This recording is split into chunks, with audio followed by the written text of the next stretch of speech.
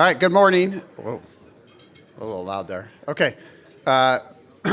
Welcome to our event today. I appreciate everyone who's braving the roads to make it here, and we've got people online as well. And so thank you for joining us this morning. We're really excited about the program. We have some great guests and some great speakers. And so I'll get through my part as quickly as possible so we can get to the real information. But I did want to share just some information on our firm. I'm Josh Tyree, for those who I haven't been able to meet, the president at Harris CPAs. And so I just wanted to kind of give an overview of what our firm has done over the last year and kind of what we're looking at in 2024.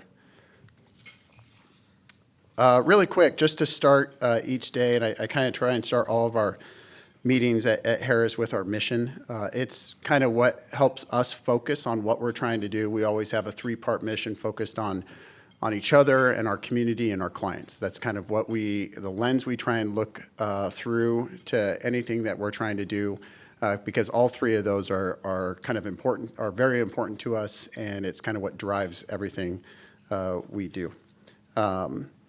Our goal or our values that we have are instrumental in our firm and how we live.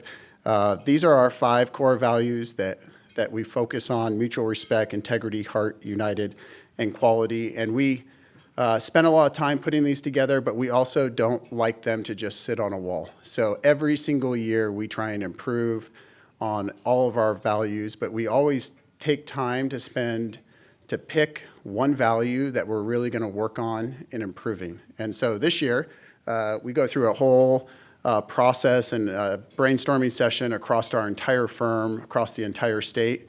And this year we settled on the quality value that we have, that we're proactively tailoring strategies to meet the highest standard of quality and deliver superior solutions. And we've probably got 5 or 6 different teams across our firm that are all focused at how we can improve our level of quality over the next year and kind of push the dial when it comes to quality of the delivery we give for our clients, the quality of communication internally, how we support each other, how we are interacting with our community. Like every different aspect of our mission, we're trying to improve. And every single year over the last 7 years, we keep on picking a value each and every year that we're trying to improve on. And hopefully you guys have seen the success. But it's exciting to see. A lot of the teams have met and gone over, and we have a lot of projects and a lot of things that we're really focused on in the upcoming year to increase that level of quality across our firm. Last year in 2023, we had some strategic initiatives that we really worked on as a firm and had a ton of success. And here's just kind of an overview of the different initiatives and the different projects. We looked at some of our IT and migrated over to a couple platforms that we think are going to be impactful, especially with our quality goal this coming year, but that kind of set us up for that. For those who don't know, we did open an office in the Philippines, and it's been unbelievably successful. We have 14 team members there that are part of our family and continue to improve on that each day. So that was a huge part of making sure they're integrated and part of our firm, just like any office here. So that was a success. We continue to look at free to focus, or what we call a focused work week, supporting each other in both our personal and our work lives, supporting our clients, and going through what that looks like. And we also looked at some of our processes and really spent some time going over our processes on how to improve them and become even more efficient and more timely as we go through and come up in this year. So the last thing we did at the end of 2023 was really go back and look at our vision and where we think as a firm that we're going in the future. We had written our vision maybe 5 or 6 years ago. It had things in it like becoming a remote and dynamic workforce. That was written before anything happened in the last several years. Looking at becoming our infrastructure becoming more supportive of that. A couple other things in there, and we had accomplished a lot of it, but we wanted to continue on. So we went back this fall and kind of revised our vision. And if anyone comes and asks, well, where's Harris going or what we're focused on, I think it does a really nice job at going through the pieces of what we really see in the next 5 years. And so personal and professional growth, opportunity, and positive impact. And so we will continue to look. I know a lot of you have seen us grow over the years, and we've really appreciated the support, but we're going to continue to look at growth and how to do that. We're going to continue to expand and enhance what we believe is a really, really great culture that we've been able to build at Harris. Leveraging our international talent as part of our team, our unwavering commitment to our clients and continuing that. And as you can kind of go down here, you can see even more things that we continue to try and do to strengthen our firm in the future. So we're really excited about this vision. It kind of sets us going forward and helps us kind of take our mission and values and steer us in the right direction. So with that, we have a couple initiatives that you guys might see as we go through in 2024 at our company. We kind of broke it into 4 different pieces. Our process, we did spend a lot of time. Our tax department went through an entire series of events to create a really refined and new process that we're really, really excited about. And our other departments watch that, and they're excited in 2024 to go through a similar process. Oh, sorry, I thought it changed. So we're really just concentrated this year in our process standpoint of making sure we're able to execute, that we're being adaptable and changing as we roll through. We're coming up for us right into the middle of tax season, so we'll be able to run through it. We'll continue to see it throughout the year and just continuing to refine that. Productivity becomes more and more of a heart of who we are. When we say focused work week, it's about supporting both our clients and our people in the same manner. So I think the old adage in the CPA profession, and with everything changing of just working more and more hours, if it takes 80 hours, you work 80 hours. If it takes 90 hours, you just work 90 hours. And kind of changing that and looking at our processes and how productive we can be, and looking at ways to maybe get that done in less hours and be able to be more efficient or be more automated with IT and be able to provide those services and that value, but also balance it with the sacrifices we make personally. And so being able to be supportive of both those, because we really view that as the way the profession needs to go. IT, that is ever changing. I'm sure everyone here has been dealing with IT for years, but now we have AI and some really exciting things that are coming down the pipeline for our industry, for all industries, and we need to make sure we're staying at the forefront of that. So being innovative in IT, looking for the right things and the right way to do it, and then also to support our growth. Our IT is ever changing as we continue to grow as a firm, and it needs to support our clients. And kind of going back to that mission, does it support our clients? Does it support our people? And is it supporting the community? And are we staying up for that? So really looking at that. And then the fourth one is growth. We've had a tremendous amount of positives as we've grown over the years, and it's really provided a lot of strengths for our firm, and we want to continue to capitalize that. We have a phenomenal culture that our people, that everyone at Harris has built over the years, and to be able to share that and continue to grow it is going to be exciting.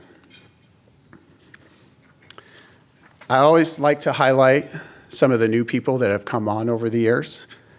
There's some people in this room, they probably see your name on here, but it's exciting to see some of the continued growth. And I think when we first started, we were smaller. There was only a couple names on here, so I could run through every single one of them. But as we've grown, we continue to add more and more people and more positions, and it's really been a huge benefit for our firm.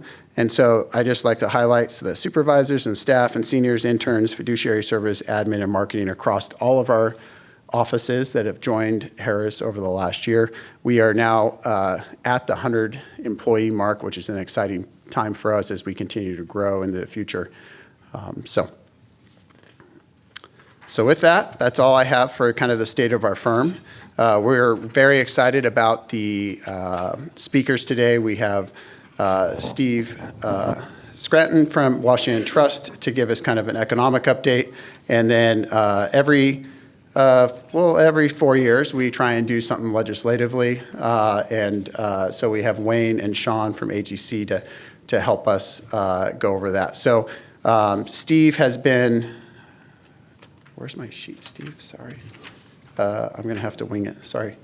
Steve has been a friend of our firm's for a ton of years. He's the chief economist for Washington Trust Bank. He's done, a lot of you have probably heard him do these speeches.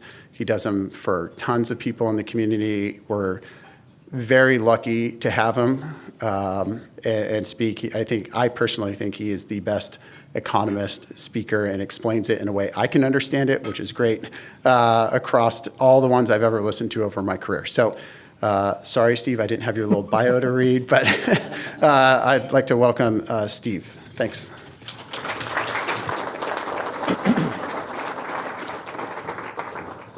Thanks, Josh. Actually, that was perfect. I wish everybody would lose my bio because you can read it on the paper, and just giving a simple explanation is great for me. I'll start off right away, even though most economists won't do that, but I would say that for those of you that attended last year, I had told you that the different signs I was seeing was that I thought we had a pretty high risk that we'd be in recession by the end of last year. We weren't in recession by the end of last year. So what I want to do is, people keep saying, so what's going on? And the simplest explanation I can try and give is that we've got an economy that's in transition. And what we're still trying to figure out is it going to transition to a soft landing? Which would mean economic growth still in the 2% type of range? Is it going to transition into a hard landing, which is subpar growth in the 1% or less type of growth? Or is it going to transition to a recession? And the problem you have anytime when you have something in transition is you get conflicting data back and forth. So right now, there's plenty of data on both sides of the argument regarding recession or no recession. Those that want to argue recession can show you a whole list of historically accurate indicators saying we are still at risk of recession.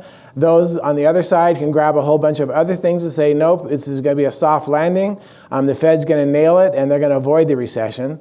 And I thought it'd be better, rather than arguing that type of argument, that what I want to do first is give you a perspective of where do we stand right now for the U.S. and for the state of Idaho, and then what are the, I think the things we should be paying attention to are the risks that could ultimately determine the fate of where the economy is going.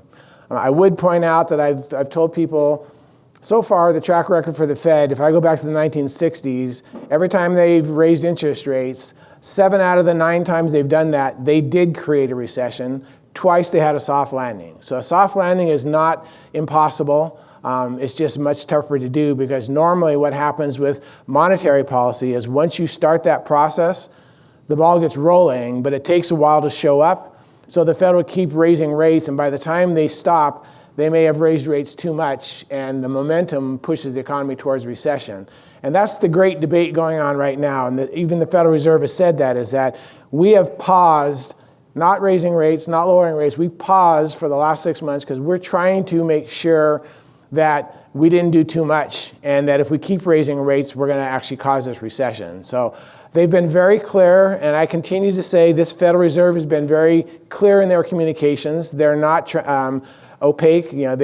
What they say they are going to do, they've done so far, and they continue to say, we're going to hold rates higher for longer, but now they have said, but we think the next move after that will be to lower rates. So they've implicitly said, we're done raising rates. But on the other side, they have tried to say, after especially the bond market overreacted to those comments, now they've said, that's caveated by inflation has to keep coming down to towards 2%, because if inflation turns back up again, we could raise rates again. But for now, we believe we're done raising interest rates and we're in a pause phase. So let's just see. Those of you who've heard me talk before, you know that the way I look at the economy is that jobs create income. Income's the fuel that consumers need to spend, and consumer spending is still the engine that drives U.S. economic growth. On average, it's about 60% of economic growth. So if we know what's going on with those, we at least have a feel for what's going on with the economy. So let's look first at the job side. This is just showing you a graph over time of jobs for the U.S. This is jobs growth, year-over-year jobs growth for the U.S. in black and for Idaho in orange. And I know I should have paused at the beginning and say, I know I probably shocked some of you. You're going, well, God, he's showing graphs. He never shows graphs. And it was simply a matter of a couple things. I had to put together a presentation for a different Idaho professional organization a couple weeks ago, so I had the graphs. And I got some feedback from some people saying, gee, it'd be nice to see graphs for some of the things you're talking about. So I'm not going to guarantee I'll always give you graphs unless you give Harris feedback, graphs. And if you want graphs, then I'll give you graphs. I'm flexible, even if I'm an old dog. So this shows you that Idaho's jobs growth has been better than the US, but the trend for both of them is that jobs are still growing, but they're very clearly slowing. Do they continue to slow? Do they level off? We have to watch and see. If you look at the Idaho graph, that looks more like jobs growth for Idaho is leveling off and not really continuing to fall. Compared to the US, we're continuing to see jobs growth slow. But my message is it's positive jobs growth. We haven't hit negative yet, so the jobs are still growing. And then to show you for Idaho, say, well, where are jobs growing in Idaho? This is just to show you that there's differences for Idaho. The strength for jobs growth right now is very clearly Treasure Valley. The gold bar you see there is the Treasure Valley, Boise, that metro area there, which goes from Boise out to Caldwell. That's what they call Boise by government standards. You can see some jobs growth. Lewiston has had no jobs growth. So it's not homogeneous, but it's very definitely positive and much better than the US. The US jobs growth 1.9%, Idaho over 3%. So I think that's a great sign there, and that's why I hear constantly when I'm down talking with our Idaho team or talking with our Idaho clients, saying, I'm just not seeing it. I've got orders coming out my ears. I don't have enough help. Business is great. Well, this is why, is that you are far stronger than what the US is doing right now. So then we look at saying, okay, well, what about income then? So when we look at the income, this is from the Bureau of Economic Analysis. I just broke it down by quarters. But this is per capita personal income. And you can't read the things. That's why I usually don't do charts, because it's like, I can't read numbers. So there's no numbers. It's just visual that you can see orange is higher than blue. And Idaho is orange, and the US is blue. So we've seen income growing slightly faster on a year-over-year basis in Idaho compared to the US. I'm going to tell you, though, that you always have to be careful when you're looking at growth numbers and stuff like that, because when you start at a smaller base, if you're making $10 an hour and you get a dollar raise, you got a 10% raise. If you're making $100 an hour and you get a dollar raise, far lower number there. So we have to be cautious, because one of the realities for Idaho, it's been a challenge, continues to be a challenge for employees, but it's been a huge draw for businesses, because Idaho's per capita income is basically $10,000 less per year than the US. US is $69,000 for per capita income. Idaho is $57,000. So when you're at $57,000, like I said, you could have the same dollar raises for employees in Idaho compared to the US, but it's a higher growth rate because it's a smaller base. So just kind of keep that in perspective. Businesses have loved the fact that it's, labor is cheaper in Idaho compared to especially other West Coast states like Washington, Oregon, California, and places like that who are mandating minimum wages. Up until COVID, it was great for businesses looking to come to Idaho, because you had the national minimum wage at $7.25, and yet your neighbors in Oregon and Washington were mandating to get to $15 an hour. And so that gave you a huge competitive advantage, especially for northern Idaho, and then towards the Oregon border as well, as just saying, hey, I can just go across the border and have far cheaper wages there.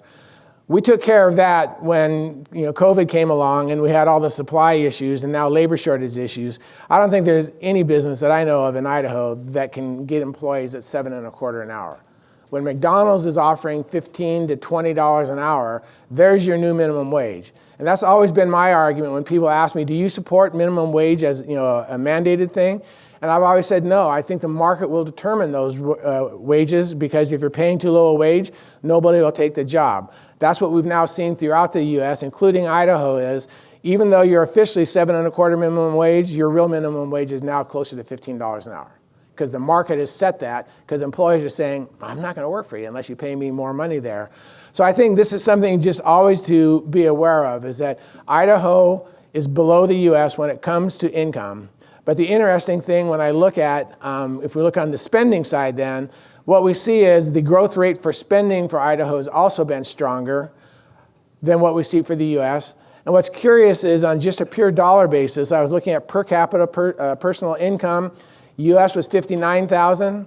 Per capita spending was $44,000. So 15,000 less. Idaho, exact same difference. Idaho, 67,000 for personal income, and their personal spending is 42,000. So I don't know how that works out, but basically you're spending the same levels. That savings amount is the same whether you're in Idaho or in the U.S. It's not a case that we're using up all of the income people are earning in Idaho because they have a lower wage. There's other factors that obviously let them be able to spend similar to what we're seeing for the U.S. So what we have been seeing is jobs are growing, income's growing, spending's growing. So no surprise then, no matter what we thought at the beginning of last year, what we see is from an economic perspective, measured by gross domestic product, orange line higher than blue line once again. So Idaho has consistently been stronger than the U.S. for economic growth. This is through the third quarter of this year, which is the most recent data we have for either the U.S. or Idaho. So I think it's encouraging there to say, you are not in recession in Idaho. You're not even looking at recession yet. What's really curious, it's hard to see really, but let me see if I can make the little pointer thing work. If we come to 2021 or 2020, when the U.S. had its first negative quarter of growth, Idaho is still basically flat.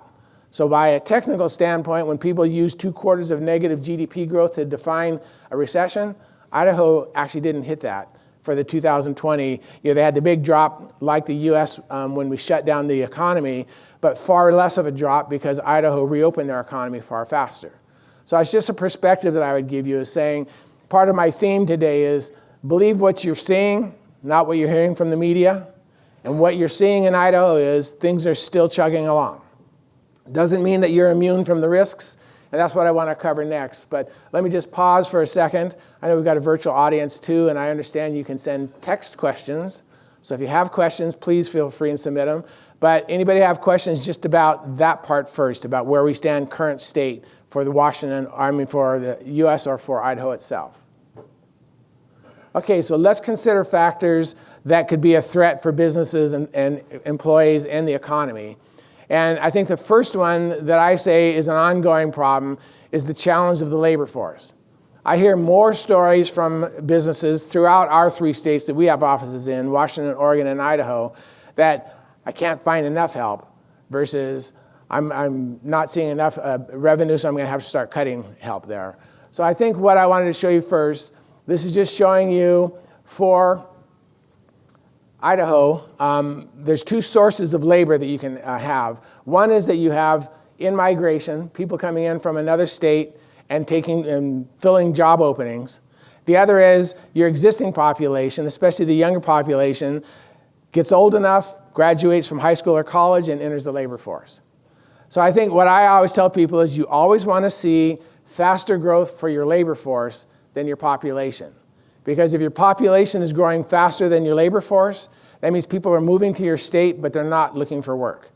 So they're consuming your goods and services, they're increasing demand for those goods and services, but they're not helping fill the open positions needed to produce those goods and services.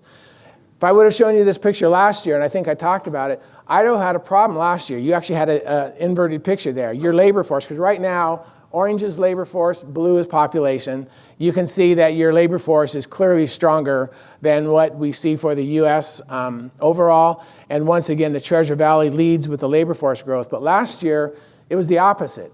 Because I think last year, you were still seeing the problem you saw for the 3 years when COVID hit especially. People moving to Idaho because they could work remote, say, this is a great place to live. And then they're coming in, and yet they're still working for a company in the Silicon Valley. Their job's still down there. They're not filling a job here. So they were consuming your goods and services, driving prices up. And now it looks like maybe that's leveled off, and now your overall population of people graduating or reaching the age where they can work has caught up. So you're seeing good labor force growth there. But I think I'm still hearing the message over and over again, especially from the goods producing side of the economy. Construction, manufacturing, can't find enough help. Or their real problem, they say, is they show up for work for 2 or 3 weeks and say, this is too hard, I'm done. And they leave. So there's a labor force problem still there, but we're seeing it in the service side as well. You can talk to virtually any area. Leisure and hospitality still struggling to fill positions. I'm not sure if you see it as much with the Treasure Valley as what we see up in Spokane, but we struggle to find restaurants that are open for lunch because they're saying I just can't find enough help. So I think those, there's other industries as well, but it is encouraging to see, one, your population is growing, two, your labor force is growing. But I think there still is that threat then, because the labor force may be growing, but it may not be filling positions, because labor force is defined by people who are actually working right now or people who are looking for a job. So if somebody's looking for a tech job, but you have leisure and hospitality job openings, that's why you could say, well, my labor force grew, but I still have the same job openings, because there's a mismatch going on there.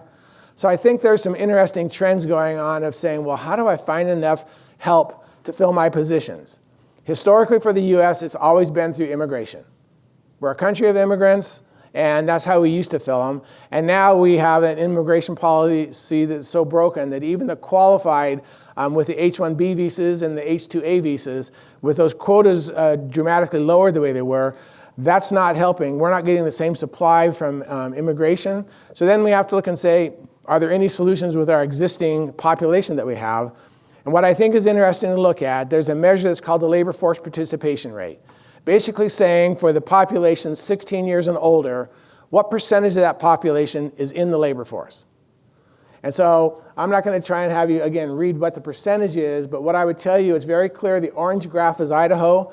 The black line is the US. Idaho has consistently had a far stronger labor participation rate from their population than the US as a whole, until recently. Man, I don't know, with maybe this is some of the California immigration or something like that with people not working, retirees. But you can see, excuse me, to the far right where we stand right now, where you basically are the same as the US, where you used to be well above the US.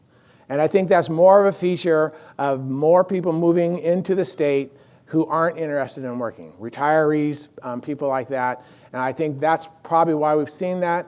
And you can very clearly see that the trend for the labor force participation rate long-term is slowly declining. And what I hear constantly from the national economists is that, well, there's a simple answer for that. It's the baby boomer generation was the largest generation in history. They're now retiring. And so when they retire, they're still in your population, but they're not in your labor force anymore. That's why the labor force participation rate is declining. So I thought, that sounds logical. Let's see if that's real. So I dug in then and said, let's look at, because they provide the information, the labor force participation rate by age group. The way the Census Bureau or the Census Bureau breaks it out is 16 to 19-year-olds, 20 to 24-year-olds. Then they lump together 25 to 54 into one group because they say that's the prime population that normally works. And then 65 and over, or 55 plus. So I said, let's take a look, because if that's the case, 55 plus should be declining, and we should see the others going up. And what we see here, the purple line that you see there is 55 plus. And what's it doing? It's rising. It's not falling. What we're seeing is the case that the big drop that we've seen since the tech recession that we had in 2000 is a dramatic drop in the 16 to 19-year-olds. I don't have a good answer, but I think a lot of that, just trying to talk with other economists and stuff, is saying is probably because of the labor laws that have changed since then and the requirements you have to do for hiring younger people, that a lot of businesses have decided, I'm not going to pay that kind of wage to somebody who's brand new coming, just starting. So that may be some of it. Maybe there's more people staying in school longer. I don't have all the answers. I'm simply saying we have lost a part of our labor force that used to be contributing, has gone away. The red line is the next one up, 20 to 24. That also, because this is measuring, you're saying, well, what is that graph telling me? It's not giving you the labor force participation rate itself. It's saying basically if we start at a common starting point, which I used 1977, which is as far back as I could get information, and said everybody starts at the same place, now the race starts and who's in the lead now. So it's the growth rate, it's not the actual rate itself. So you can see declining growth for both the red line and the blue line, which is our younger generations, and a solid line, the bright green one, that is our prime age working group. So you can see there, that one's fairly stable. It really hasn't changed a lot. But the one that doesn't jive with what everybody's saying, when I show them the graph, they're like, I didn't realize that, is the fact that we're seeing it's the older age group that is contributing to our labor force. And people ask me, well, what's going on there? And I've said, well, there's one of two reasons I would suspect. One, we had people retiring, especially with COVID, because their 401ks had appreciated so much, their home had appreciated so much, they said, I can retire early. So they retired, just when they broke 55, and then they discovered they didn't budget for 11% inflation. And they didn't budget for their portfolio to go back down again. So we have very clearly been seeing a part of that population coming back to the workforce. We've seen, according to the Federal Reserve, their study said we lost 1.5 million of those people, 55 plus, during COVID. And as of last year, 750 had come back into the marketplace. I would tell you, just in talking with employers, a lot of employers say, I will take an experienced older person compared to a young person because they won't call in sick on Monday from having partied too much on the weekend, things like that. And they're not just filling the Walmart greeter role, but they're not filling their old job either. I mean, they're much more wage insensitive because they're more focused on saying, I need supplemental income to be able to semi-retire and stuff like that. So businesses love that too, compared to the younger generation. If I don't get a raise in 3 months, I'm jumping to the next company and keep doing that. The other reason could be, for especially the male side of the population, is that they just fail at retirement. I don't have enough to do, I'm going back to work. I know lots of friends that's the story, is that they tried, didn't work, and so suddenly they're back doing something else, but they're back working. My wife insists there's a third reason, and she said it's the spouse saying, would you just get out of the house? You're driving me nuts. So maybe that's a reason too. But I just simply say there's an interesting idea, is that whether there's a source of labor that you could tap, maybe more on the service side, but I'd even say on the goods producing side, with all the advances in technology, where you say, well, no, you've got to retire because it's labor intensive, they just can't do it.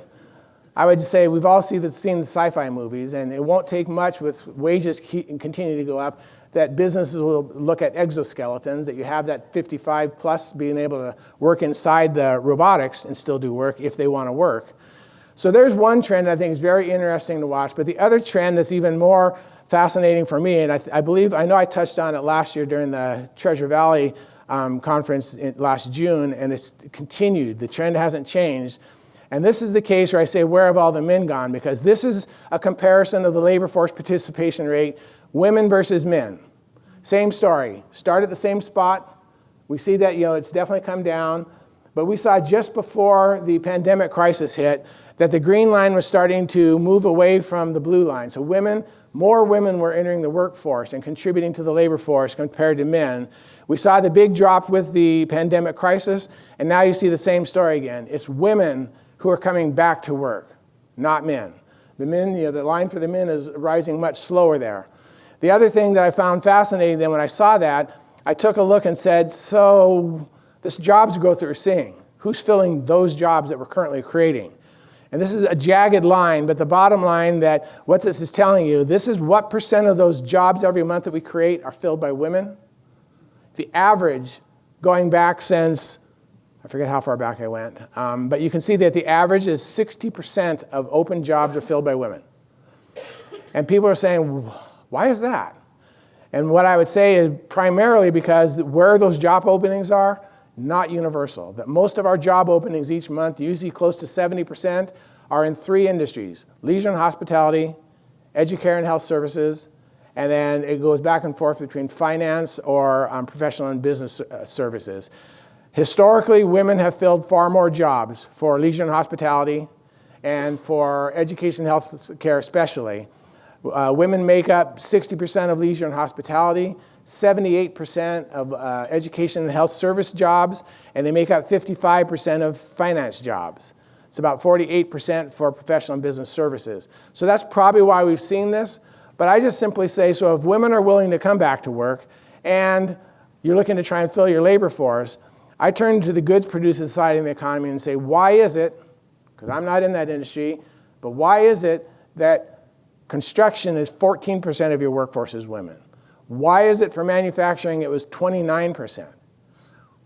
Construction I can see a little more because of possible physical work, But I just simply say we have historically male-dominated industries where the social mores have said those are men jobs, those aren't jobs for women. And maybe we need to change the thinking for society and say, no, they're for anybody, and we need to fill positions. Because the risk that I always see is that if we're going to continue to have a chronic labor shortage problem, businesses are in the business of making money, and they will turn to automation and robotics.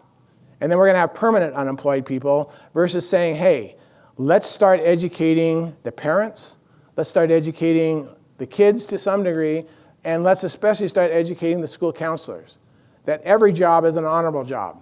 So when your son or your daughter says, I don't really want to go to school, I want to go and work in manufacturing or construction or something, and you say, well, no, you need a 4-year degree, you need to go get a professional job, and you need to go work in tech, because that's where all the money is. And I've always told people that tech is the 3rd smallest industry for jobs because they're tech. They work much more on efficiency that way. So you've got a situation of telling somebody, go to school, take on student loan debt, and compete with hundreds of thousands of people who want the magical tech jobs and can't get them because there just aren't enough of them. Versus you've got somebody in construction or manufacturing say, hey, if you enter our internship program, by the time you get out and you're a journeyman, you'll be making 6-figure money. And most parents and counselors say, that can't be true. And it's a reality. And yet I try and tell them, and luckily I never have my IT people attending these conferences, because I say, unless you're going to MIT or Cal Polytech or something like that, the cream of the crop tech places, you think you're going to go work for Google or Amazon or Microsoft and be a software writer or something else, and you're going to be making 6-figure income plus stock options. And the reality is you're going to be working at Washington Trust Bank in our IT department, answering questions about why can't I get my computer to boot up right, and you're going to make $50,000 to $75,000 a year with no stock options. So I just think there is a social issue that we have here. We've created this belief of what are good and bad jobs, and I just think we got to break that down, because if we don't, that's what we're going to be facing, is what Japan had to do when their population continued to decline. They turned to automation and robotics. And so I think that is just something that I think this is a risk, that if we continue to have job openings, that in itself will slow economic growth. You have demand, you can't produce enough of what they're asking for because you don't have enough employees. And there's a real risk to a region like the Treasure Valley or like Idaho, is that if you ever develop a reputation and say, yeah, great place to live, but I can't, I'm not going to move my business there because I can't find enough workers. So I'm going to move on to somewhere else. That's another threat to economic growth. So that's why I say, why should you care about the labor force? You're all working. I say you should care because that's ultimately the health of an economy. The other one we need to consider, this is the actual population of the U.S. The magenta line is women, the blue line is men. 51% of our population, 16 and over, are women, 49% are men. I would say once again, if you're considering and being outside the box thinking, and especially in the goods producing side of the industry, I got to target women because they're the bigger part of the population and they're the smallest part of my workforce. How do I make that work? We've seen some of these programs like STEM, which is science, technology, engineering, and math. I've told the construction industry, you got to come up with a catchy acronym too. I don't know what it is, so that people think, ooh, that sounds cool. And even manufacturing specific types of things that way, because I just think that there is the potentially untapped source of saying, here's where we can get more labor. The biggest threat for using women for the labor force right now is what's going on with childcare. Childcare costs are just going through the roof. We say inflation is getting close to 2%. Tell that to a parent who's seeing their childcare costs go up, because all of the support for childcare that was implemented during the pandemic crisis ended September of last year. Congress is considering a bill right now to reinstitute the childcare tax credit, but they were providing subsidies to a lot of childcares to help them cover the cost of higher wages and everything else. So now what happened, because that's such a thin margin business to begin with, those childcare places are having to raise their costs.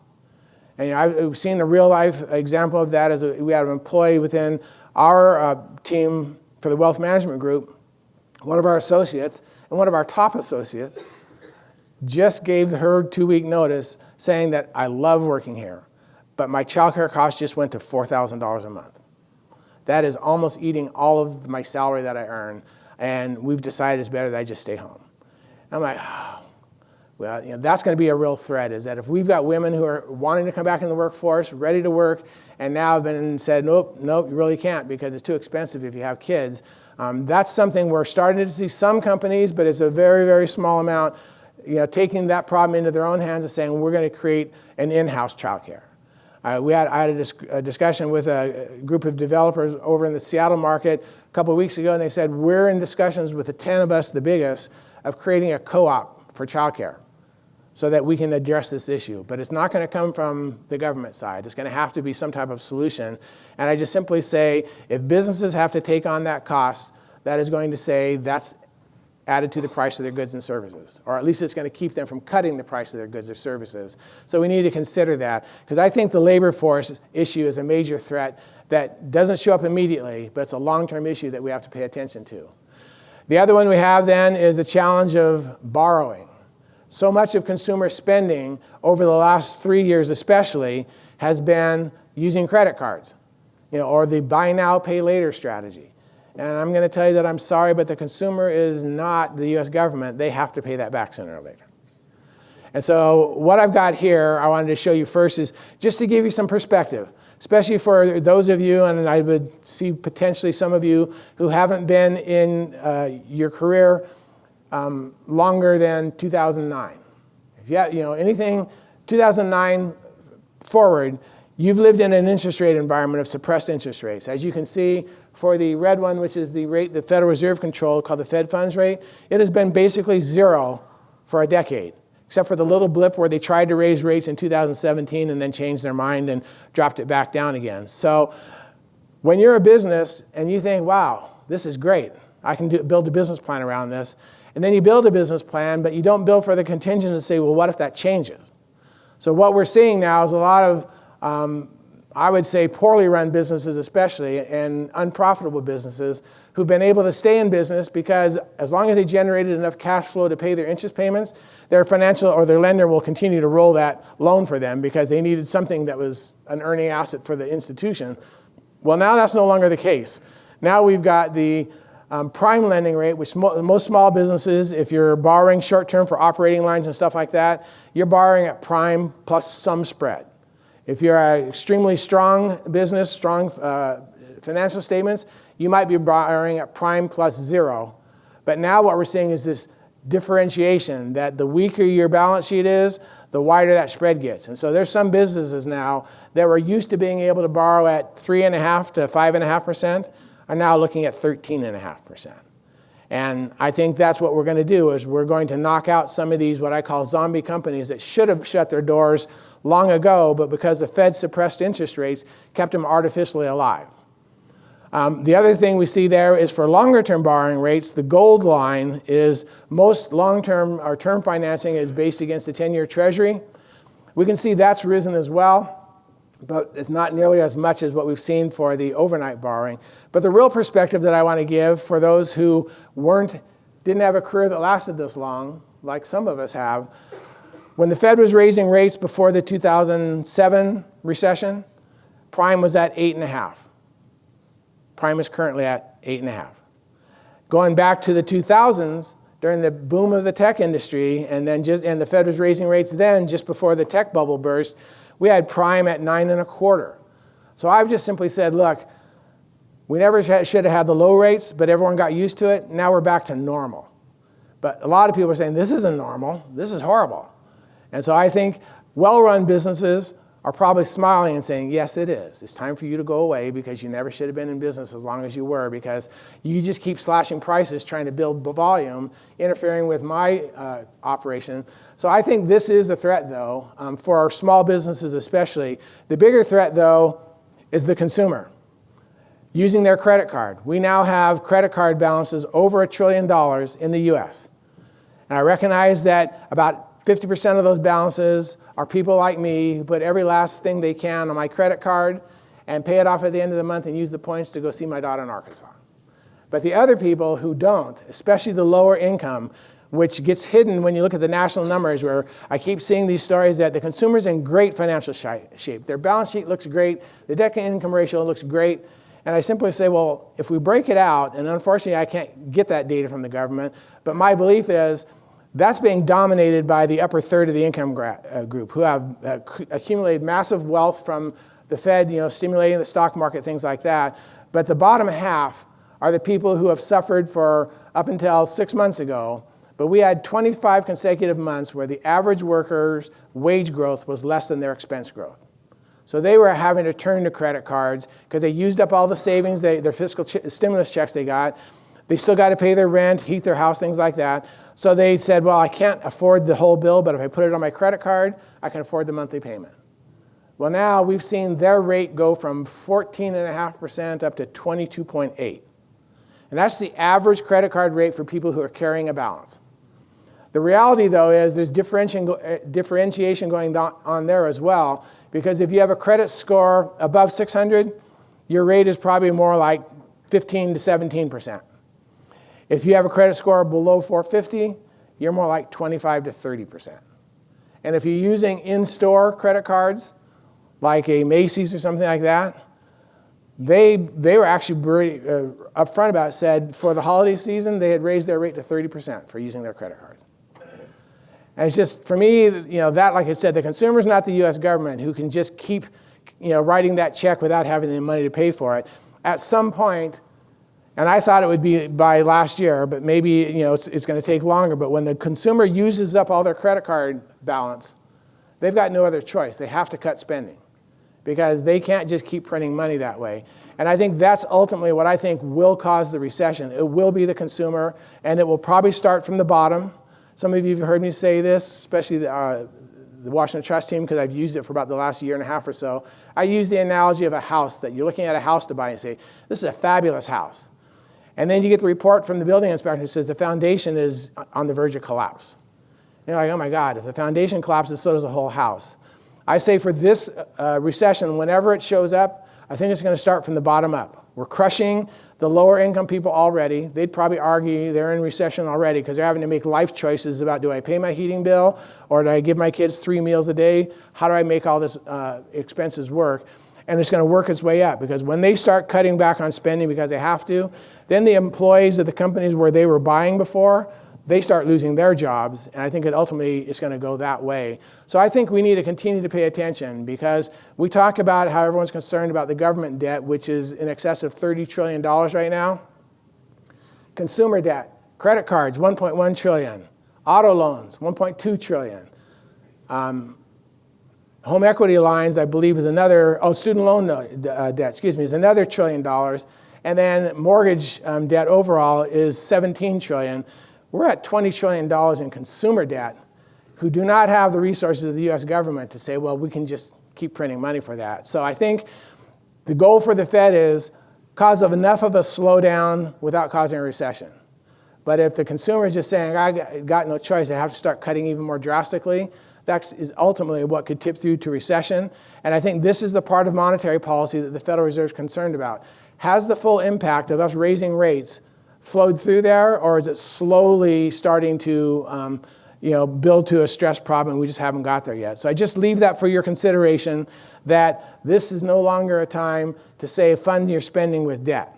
Now is the time where people are going to have to start saying, I can only spend what I have, because they can't afford those type of interest payments. So my general thoughts, and this is a little out of date, I apologize, I forgot to update it. Fed funds now, I think, will be between 4 3/4 on the low end, 6% on the high end for this year. If the inflation continues to come down, I do believe the Fed will start cutting interest rates in the second half of the year by up to 0.75%, which would get us down to 4 3/4. But if we discover that inflation stops declining and starts rising again because of oil prices, because of the supply issues with the Red Sea being under attack and the Suez Canal essentially being closed, the Panama Canal at half its volume because of drought conditions, and then we start to see prices starting to ratchet back up a little again, there is the outside risk. It's the lowest of the risk, but the outside risk that the Fed could raise rates up to 6%. And then the same for the rest is kind of in a range of where we've been. My basic message to people is, if you're holding off, you can afford to buy a house, but you're holding off to get your 3% mortgage rate, you might as well sign up for your retirement center, because that'll happen before you get that again. We never should have had 3% mortgage rates. I'm not trying to be cynical, but those were suppressed rates, And it was a situation that we broke the basic principles of businesses. Normally is, if you have excess demand, the rule is you keep raising your price until the demand equals your supply, and that's where you hold your prices at then. We did just the opposite for the housing market. We have a lack of supply from, one, people not willing to sell their existing homes, but two, new building continually being fought by neighbors not wanting new building. So we don't have enough housing in the U.S. Normally what you would have seen then is mortgage rates would have started going up. And they'd keep going up until you leveled off, and now you had about the same amount of supply and demand. The Federal Reserve suppressed interest rates, kept them down towards that 3% level, and stimulated even more demand. And so now we've got a housing price problem. But I just don't think, I think when all said and done, even once we have a recession, whether it's 3 months or 3 years from now, and we go back into the next cycle of economic growth, I think mortgage rates settle in between 5 to 6%, because that's where they've been historically. And the 3% is the thing of the past, unless there's some just calamity crisis again. So not trying to burst your bubble there, but I've always said, if you find a house that's your dream house and you can afford the payments, if you're holding out for that last 0.5% drop in rates, you probably miss it, and then you're going, well, I'm not going to pay 0.5% more because I could have had, and then suddenly now you're looking at 7.5% mortgage rates, and going, what happened? So the other third challenge, or the last challenge I say that we have to face, is the challenge of inflation. Even though that we see the official inflation number is down to 3.4%, that's where I say from a financial market standpoint, for the bond market, when they got all excited because the Fed said whenever they decide to make their next move, it'll probably be a cut. They decide, well, that means they're going to do this in March. And they drove interest rates down. And now, over 2 weeks, we've snapped them right back up to where they were before.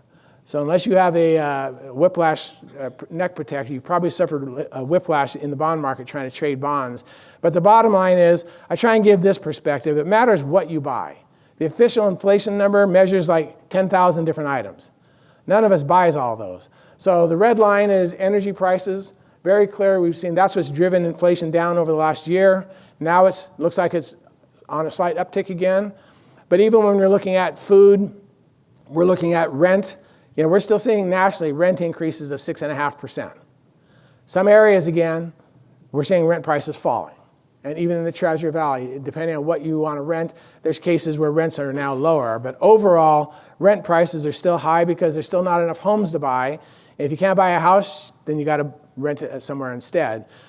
The one thing that I say, I threw in there just more as a joke than anything else, is that government's been on a campaign for decades of trying to get people to stop smoking. Well, when you have 10.5% inflation for cigarettes and tobacco, that might be another incentive for people to turn to something else. And unfortunately, in a lot of states, they're turning to cannabis. But I'm just saying, it's these unique things depending on what you buy. Daycare costs are up 5.5%. That's not 2% inflation. So when the Fed says we want 2% inflation, they're looking at the big picture, but the average consumer may be saying, I'm not even close. I need prices to come down even more. And unfortunately, the only way we normally see prices coming down is in a recession. Otherwise, we all have to remember the Fed says our goal is 2% inflation. That means prices go up 2% every single year. Unless your wages are going up at least that much, most people would say that's not acceptable to me. Why don't we shoot for 0% inflation? But I think that's just what I would say is historically, the way you get prices to come down, demand drops off dramatically, you have to cut prices. That's usually because of a recession. And so I think that's something that the Federal Reserve understands and would not be upset if a recession occurred, as long as it was what they would consider a normal recession and not a crisis recession. Because they think they've got the tools to manage a recession and deal with that. The other one, the unspoken inflation, what I've talked about before, wage growth. Idaho as a whole, you've seen nice, strong jobs growth, but because you still have labor issues, you're looking at 7.5% year-over-year wage growth for Idaho as a whole. Most of that being caused by some of these regions, especially, and I don't know the uniqueness of it, but when you look at, and I can't read, Idaho Falls, it's almost 20%. I think one smaller population, so maybe there were some big jobs that came in. That distorts that. But still, if businesses truly had to absorb 7.5% wage gains, then businesses are going to try and put through 7.5% price gains to keep their profit margins. The good story in the short run for the Treasure Valley, your wage gains last year were less than 1%. But that's only because your wage gains for the 3 years before were in excess of 5%. But it's still that story. As I just say, wages are a threat that the Fed is worried about, because the problem that we had in the late 1970s and early 1980s, when we ended up with 15% type of inflation, is because far more jobs had cost of living adjustments attached to their wages, so that when prices went up, their salary went up, and they didn't slow down their spending. And so the Fed had to take rates to 20%.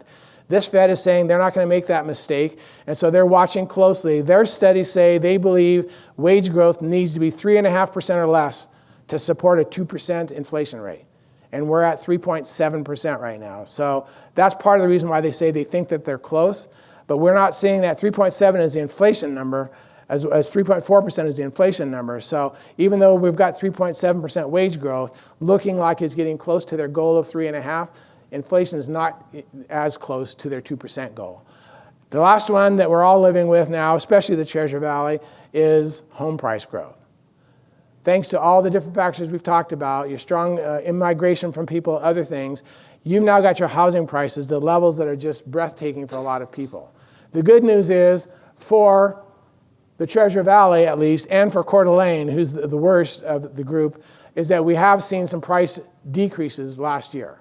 Not dramatic. We have seen the biggest drops from Coeur d'Alene, where it's down 14%, but that's because their home prices have just gone through the roof.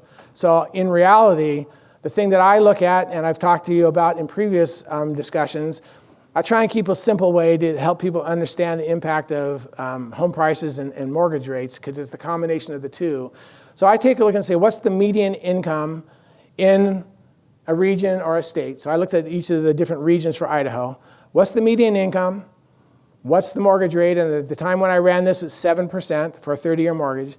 What's my monthly payment then to buy that house? What's the median home price?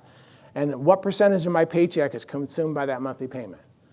Borrowers will tell you, and mortgage lenders are saying that they want that number to be normally, historically, 30% or less.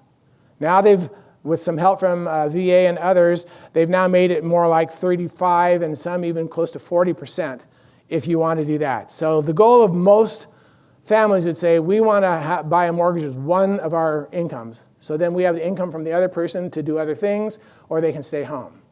The reality for Idaho is this is the percentage of your paycheck that would be absorbed by the mortgage payment. There is nothing there that is even 40%. The closest you get is for Idaho Falls again. We're at 45%. The rest of them, Idaho as a whole at almost 65%, and you've got the Treasure Valley at almost 69% of one paycheck. Coeur d'Alene, even though home prices have fallen 15%, it's still almost 90%. So what that says very clearly is, for most of the regions of Idaho, it takes two incomes to buy a house. Then you get down towards that 30% level. My worry about that is, if you rely on two incomes to make your mortgage payment, that is your shelter. It's not your investment. No matter how many times you look at Zillow and say, wow, look how much my home's worth, that's where you're living. And if one of your incomes gets impacted because you lost your job or your hours got cut, you're in danger of losing your house because you don't have the income to make those payments. And we're seeing that in the U.S. as a whole, working couples that are homeless, living out of their cars, things like that, because they couldn't afford the rent because they've gone up so much, or they lost their house because they couldn't make the payments because one of the incomes were impacted. And it's gotten to a situation that we have actually, or the economic world has actually come up with an acronym for it again, because they've always got to have acronyms. That is an ALICE family. Asset limited, income constrained, employed. Means that they're not unemployed, they are employed, but they are still homeless, or they're barely making it with their thing. So this is the biggest threat. I've said over and over again, housing, labor are the two sources that you need to have working well to have your economy grow, because that's how you attract people and businesses to your region. Because I'd say, once again, if you have a business that say, wow, I've heard lots of good things about Idaho. I've seen all these ratings from these different magazines saying that ranks in the top 10 for places to live. They come and do the due diligence and say, well, wait a minute. None of my employees could afford this house. Rent prices are too high, and their wages would be too low. Thanks, I think I'll go look somewhere else. And the reality is, we've already seen this kind of move from the coastal economies, the East Coast and the West Coast, across the mountain ranges into eastern Washington, eastern Oregon, and then into southern Idaho. But the reality is the threat for an area, maybe not immediate, but something I think has to be something that businesses and the government are talking about to be planning for this. When you become labeled as unaffordable, you can still buy a house in the Midwest, like Nebraska, places like that, 2,500 square foot for less than $300,000. And everybody says, yeah, but who wants to live there? Well, I would say simply, one of the core beliefs for most younger people is, I want to own something. Because if I own a house, then it grows in value, I build equity, I get chances then to look at other things. If I'm renting, I'm never building any equity. And so they may well say, okay, you know what, I'll go live in Omaha, Nebraska for 5 years, I'll build up my equity, and then I can move back to wherever I want. But it's a threat for cities, and I think that's the biggest threat that I would say for the Treasure Valley is what is going on with the labor force and with home prices, and how do we bring the builders, the government, and neighborhoods together to say, we need more houses. And especially for neighborhoods, yes, we need more houses, and they're going to be next to you. Because I've always argued with people is, why was it okay to build your development where you're living and say it's not okay to build one right next to you? Because we need to change that thought process, because that's the risk, is that you'll start to see out-migration to somewhere else where people can afford to live. So the last thing I'll give you, this isn't mine, but I want to give you the counter, because I've said, look, everything looks great for Idaho, still booming along. Those are the threats to think about. From a national perspective, the traditional indicators that would say a recession within 12 to 18 months are still flashing a red warning light. Although, as you can see by this graph, we've had a few more yellows show up compared to what we had back in, I think it was October. So things have improved some, but this is something that's put out by a firm. They've been doing it since the 1960s. It's had a high level of accuracy, but so have all the other indicators, and none of them have been accurate for this economy. I'm just saying something to consider. What they say from their study is when it turns red, 12 to 18 months later, a recession hits. It turned red September of 22. So September of 23 was a year. June of 24 is 18 months. We're not out of the danger zone yet, but maybe it's a case again that just doesn't prove accurate this time around. So I'm not saying go crawl under your desk, oh my God, a recession's coming. I'm just saying be aware of the threats that are out there. This is their track record, where you can see they've had a very strong track record. But what I'd really say is something I've said all along. Recession is a cleansing process for the economy. We shouldn't be afraid of it. It's actually a well-run business usually looks forward. They don't look forward to recession, but they look forward to the opportunities that come up when recessions hit. So I think that's what I'd argue for you there, because the financially strong will live through that. They'll see opportunities there. It'll be the weak players that have to start over again and come up with a better business plan. I think I've talked to you about before, have an economic disaster recovery plan, just like an environmental one. You have a game plan so that when you start to see one developing, you can respond objectively and not emotionally. And then the final ones I would just say again is my bottom line is believe what you see going on with your businesses, or for your clients, if you are working with clients, what's going on with their businesses. And that's when you'll know whether things are changing and getting either better or worse. Because you can have somebody saying, recession's coming all of last year, and yet it never showed its face at all in Idaho. And so I think that's really where I say is the last thing you want to be doing, and I'm going to be cynical here because I recognize I'm one of the old dogs again, but I am amazed with all the travel I have to do when I'm walking through airports, all the people on their cell phones doom scrolling. They're just reading all these because everything that's on there is negative news. And yet that's what they're doing. And I think that builds a negative psychology, because I always say the worst thing you can do, even though I've told you, look, prepare while times are good, not while times are bad, but don't make a self-fulfilling prophecy of behaving like there's a recession if you're not seeing it. Because the last thing you want to do is change your successful game plan. I'm a big sports fan. Soccer and football are my two things. And the biggest frustration I have with teams, and the University of Colorado was the best example last year, even though I don't root for them or anything. You build this massive lead at halftime.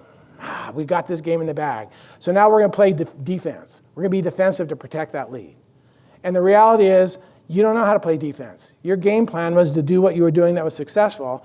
And University of Colorado had a 29-point lead at halftime and lost that game because they completely changed what was working for them. So I'd say for the same for a business. If it's working for you, don't change. But have that game plan ready so that when you start to see things going wrong, then you can respond. The biggest advice I can give to a lot of, especially goods producing side of the industry, is have a talk with your vendors. Make sure that they're in good shape and they're ready for a recession, because the last thing you want is saying, I'm ready. A recession hits and suddenly you discover your supply chain broke because your supplier went out of business. So if you're doing anything, now's the time to really be reaching out to your clients as well as your vendors and touching base with them to say, one, to your clients, here's what we're doing, why we're ready if a recession hits, and your vendors, what are you doing so that you're ready if a recession hits. That's when you're going to be able to look for opportunities. So let me leave it at that and take questions. Yes? I've got a question about the banking sector. I know you're an economist, but you work for a bank too, obviously. So we all know the issues of the banking mini crisis, call it a year ago. Yep. And a majority of the banks still have a large held to maturity loss on their books. And at the same time, there's a large refinance wave coming, specifically in commercial real estate and commercial loans in general. And it feels like the banks specifically have such a large held to maturity loss, which I can appreciate they don't have the market today, but they don't have the capacity to lend, especially even if all these borrowers wanted to at these higher rates and could. It feels like we're kind of heading into another mini credit crisis potentially. Should we be worried about that? And if that does happen, is the Fed going to maybe not lower rates, but come up with some sort of band-aid like they did year and a half ago with BTFP? What is your assessment of that issue? Should we be worried, or are we just worried about nothing? Okay. For the virtual audience, put in a nutshell, the question is, what's the health of the banking industry? And are they exposed to, especially like commercial real estate and things like that? One, I would say that the Federal Reserve answered the question about the losses in the held to maturity portfolio. I will guarantee that if there is an issue like we saw with Silicon Valley Bank again, they will keep that facility open, because what the Federal Reserve has done for the financial system is said, you can give us your investment portfolio of government securities. We'll take them at face value, not at the unrealized lost market value level. So if you have a $100 million portfolio, but it's only worth $80 million because of the increase in rates, we'll lend you $100 million. And we'll lend you at the lowest rate, the overnight borrowing rate, 5.5% or lower. So I don't think it's going to be because of the held maturity portfolio. I think the Fed will continue to say, we're a lender of last resort, we'll be there for that. The bigger question comes down to, because that's a liquidity issue. Silicon Valley was actually a profitable bank that went out of business because they had a liquidity issue that they couldn't come up with the money they needed to meet their depositor withdrawals. I think the bigger question you're asking, which is the one we have to monitor, is what about an asset issue of defaulting loans, especially commercial real estate? Because that's where the problem would be. Because you can be borrowing from the Fed fully, but if you're taking actual losses on loans that get charged off, you're going to go out of business once you burn up your capital. So I think that is where I think we still have to watch. We do know that there is a wave. When people talk about commercial real estate, what I've said over and over again is, tell me what you mean when you say commercial real estate, because there's 15 sectors of commercial real estate. I think where everybody's truly concerned is commercial real estate office, because we don't have enough employees coming back to work full time, except for Idaho. You have one of the highest ratios of people actually back to work, but nationally, it's less than 50% of the previous volume in 2019. So I think that, yes, there are clearly going to be issues in commercial real estate office especially. I think what I see in looking at it, and I could be wrong, but there's over 3,500 banks throughout the U.S., and it's spread out. It's not concentrated heavily in one. Where the concentration of commercial real estate are in the marketable type of commercial real estate that sit in real estate investment trusts. They've already gone through their massive markdowns there. But I think we're going to discover there's poorly run banks that over-leverage themselves, lending to commercial real estate at too low a cap rate. And we're going to see closures of those types of banks. At this stage, from what I see, just looking at the overall FDIC reports for banks as a whole, I think it's not going to be a 2007-8 thing where everything starts collapsing.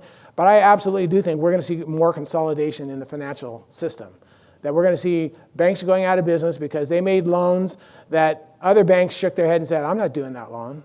I can let you talk with our commercial real estate person here, and he can tell you how many loans we turn down saying that's a ridiculous cap rate. Why would we do that? And I think a lot of the healthy community banks, the well-run ones, have never really wavered from their debt to loan value of 60%. So they weren't leveraging up and saying we'll do 80 or 90%, but there definitely were other institutions that were. Where I worry a lot, and I'm not trying to pick on any industry, I don't think we know the answer with the credit unions, because credit unions never used to be able to make commercial loans. It's only within the last 5 years they've started making them, so we don't know what their track record of underwriting and everything else is. I worry that maybe that's where it sits, but I also worry that it sits with private debt. The private lenders who create these debt funds and said, look, you can't earn anything on treasuries, others, give us your money, we'll invest it. They've been investing in commercial real estate, in houses, things like that. There's another story there. Private debt, you cannot see transparency into their balance sheets. I don't know how well reserved they are, but I do definitely think we're going to have a problem with commercial real estate office. It's not an instant problem. From what I've seen for the maturities, they start about the end of this year and they go on for about 3 years.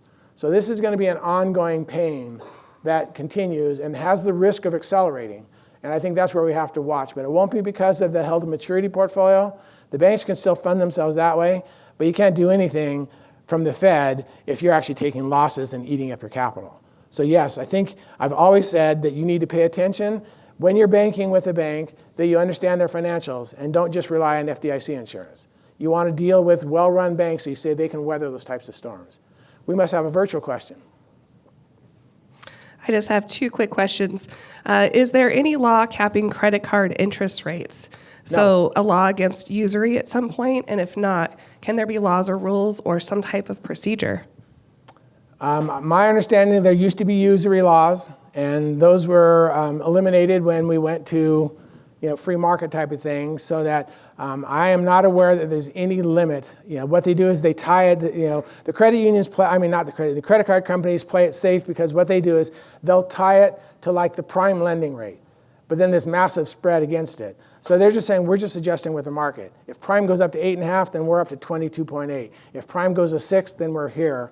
But as my understanding, there are no usury laws. And so far, I've seen no move from Congress to say, we got to put a cap on that type of thing. So I don't see any process right now. The basic message is from the Fed is, don't borrow to spend. And we've got one more online. You touched on some of the regions of Idaho, but earlier in your presentation when you were talking about labor, do you have any quick insights on how that's affecting the Magic Valley or South Central Idaho? We've got a lot of listeners there compared to other regions of the state. I have to be honest and say no, because we don't have offices in the Magic Valley. So I focus on where we do have offices. So if we ever open a branch in the Magic Valley, I'll have better information. Because it's not from the national stuff, it's very hard to get regional information. It's usually a year at most late. When I'm in a market and I can talk to businesses and others, I get a much better picture of what's going on and be able to get local data that way. So if anybody in the Magic Valley has people that either Chamber of Commerce or others that can provide that on a regular basis, then I can incorporate it. But otherwise, no, I don't have any insight into that. So I think, one more, because I know I'm right at my time. Let me take one more, and then I'll turn it over to the others. Earlier you told people that are looking for a house that now they should lock in a mortgage rate. And my history tells me, and by your graphs and everything, that the housing prices in the Treasure Valley and Southern Idaho are still going to drop.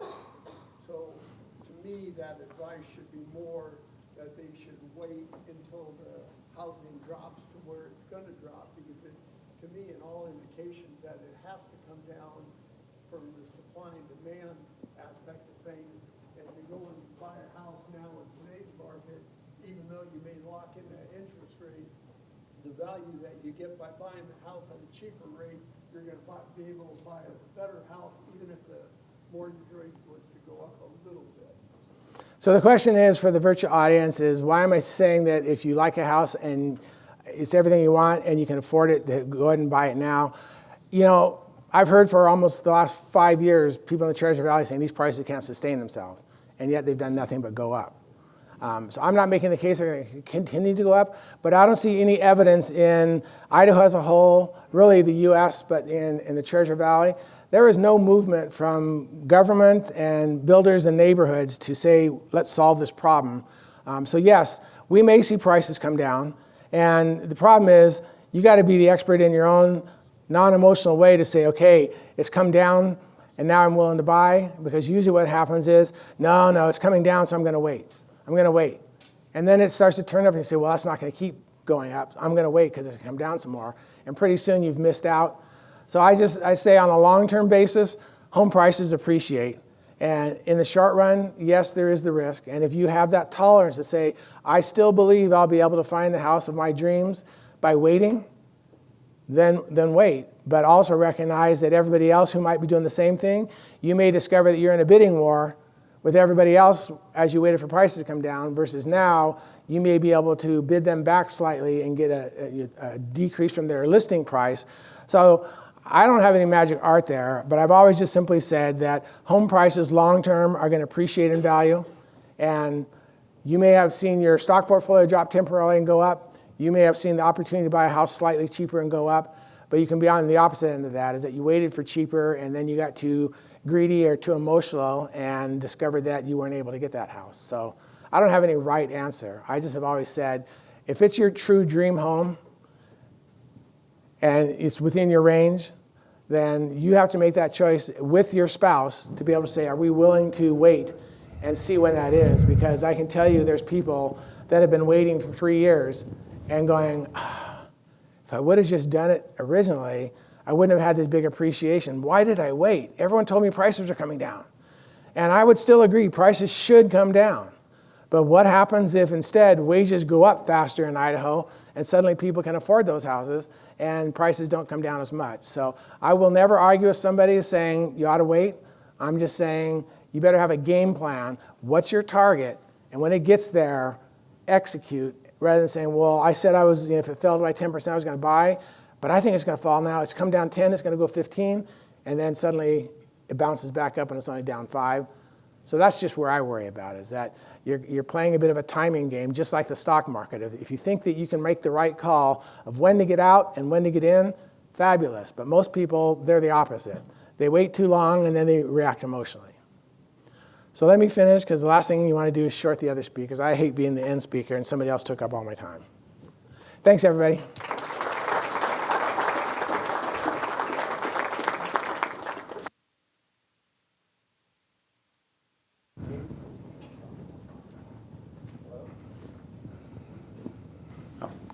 Are you there? Okay. Thanks, Steve, again. That was great.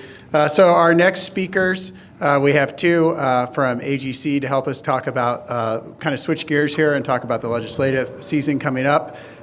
Wayne Hammon, the current CEO of the Idaho Association of General Contractors, has been a longtime friend of our firm's. He, before AGC, worked with Governor Otter in the State House. I know he's worked nationally before that as well, and I'll let him kind of give you his bio, but a real source of information for us. And Sean, I never can pronounce your name, Schupack? There we go. Okay. Has also worked at AGC, been in politics, and he's currently the Director of Government Affairs here locally. So please welcome them for our next speaker. Thanks, Josh. You know, you never want to be the speaker that follows the smartest guy in the room. So thanks, Steve. Appreciate that. Full disclosure, I'm a social science major, so there's no math involved in the next 20 minutes. There'll be no charts. There will be no... Everything I'm going to tell you is my opinion. None of it's scientific. None of it you can take to the bank. But I've been doing this for 30 years, and maybe I can share a little bit about you. So this is the slide on the who. Let's go back one. I worked in D.C. for a while. When I worked in D.C., I worked for a group called the National Association of Wheat Farmers. I always pronounce wheat. It's not weed. It's wheat farmers, people who feed America, feed the world. We grow a lot of wheat in Texas. And so when I worked for the National Wheat Farmers Association, I met the governor of Texas. And when he became president, I worked on that campaign and then went to work in the Bush administration for 6 years until my drinking buddy got elected governor. and I went to work for Butch. We're still drinking buddies, and what I like to say is after working for him for 6 years, he now works for me. He's one of the AGC's lobbyists in town. The best thing I ever did was hire Sean. Sean's our Director of Government Affairs. He's in the legislature every day representing the construction industry. We have a lot of construction industry folks here, including one of my bosses, Anthony Guho. My performance review is this afternoon, so if you get a chance to talk to Anthony on his way out, I'd appreciate that. But we're going to talk, I'm going to take the national issues, and Sean's going to take the state issues, and we're going to get you out of here a little early. But it is an election year. So that's the who. The next slide is the what. We're going to talk about the national political perspective, the presidential race, and then Sean's going to take the locals. It's an anxiety year for me, I can tell you that. So the biggest news, of course, on the national scene is, I don't know where I point this to make it work. I can't seem to, oh, there we go. The most likely scenario is old man versus old man part 2. Right? Just this week, Bloomberg had an article that of the Gen Z folks, these are the people that are like 32 and younger, 60%, no, X, whatever, Z, whatever, whoever they are, the young people, 60% of them do not plan to vote in this presidential election because they have no interest whatsoever in two 80-year-olds running against each other. Now, technically, Donald Trump's only 77, but he lies about everything, so he could be 80. Who knows? I'm sorry if you're a Donald Trump fan. But Joe Biden has the lowest popularity rate of any president ever. Ever. Right? And he's likely going to win. And we're going to tell you why. Because the Republicans can't find a candidate to run against him. And here's what's happened. In Colorado, 6 voters filed a petition to have Donald Trump's name removed from the ballot, and they won. And they won again in the appellate court, and they won again at the Colorado Supreme Court. And on February 8th, the United States Supreme Court will decide who wins that. This is an important, important decision. If Donald Trump loses, the arguments are February 8th, so we'll know mid-February whether or not he can be on the ballot in Colorado. It's not about one state. Yesterday, the judge in Maine, the Maine Supreme Court, turned back the argument there. There, the Secretary of State kicked Donald Trump off the ballot. The Trump campaign sued and lost.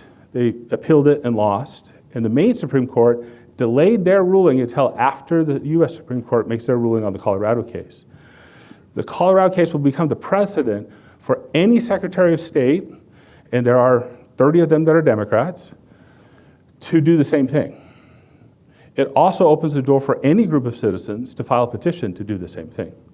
So if they rule in the favor of Colorado, there will be an effort in every state to have his name removed from the ballot, including Idaho. There'll be an effort now, whether or not they're successful, but there will be an effort. You can't win if you're not on the ballot. So this is really important.